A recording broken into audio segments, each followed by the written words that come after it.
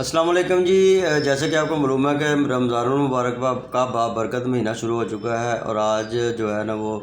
دوسری افطاری ہے۔ اور رمضان شروع ہوتے ہی جو ہے نا وہ گیس کی بدترین لوڈ شیڈنگ کا ڈسکا کے شہریوں کو سامنا کرنا پڑ رہا ہے۔ کئی علاقوں میں تو گیس بالکل ہی نہیں آ رہی، نہ سحری کے وقت نہ افطاری کے وقت، اور کچھ علاقوں میں اگر آتی بھی ہے تو اس کا پریشر انتہائی کم ہے کہ وہ کھانا بنانے میں اور افطاری کا اور سحری بنانے میں بہت خواتین کو مشکلات کا سامنا کرنا پڑ رہا ہے۔ تو میری اس حوالے سے جب یہ جو انچارج ہے تحصیل، اس حوالے سے ان سے بھی بات ہوئی، انہوں نے بھی کوئی خاطر خواہ مجھے جواب نہیں دیا، اور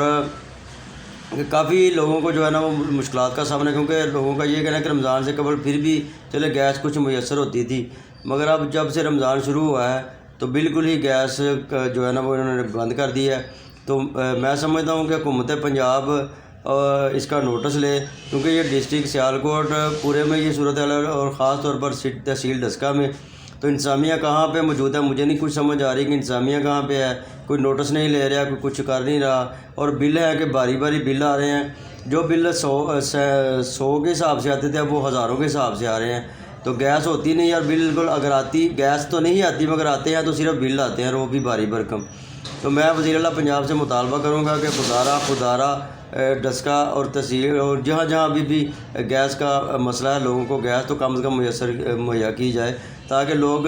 بہتر طریقے سے ساری افطاری کا انتظام کر سکیں، کیونکہ مہنگائی نے تو پہلے ہی لوگوں کو مار کے رکھ دیا ہے۔ تو اب یہ کم از کم رمضان کا تو ان کو جو ہے نا وہ فیوز و برکات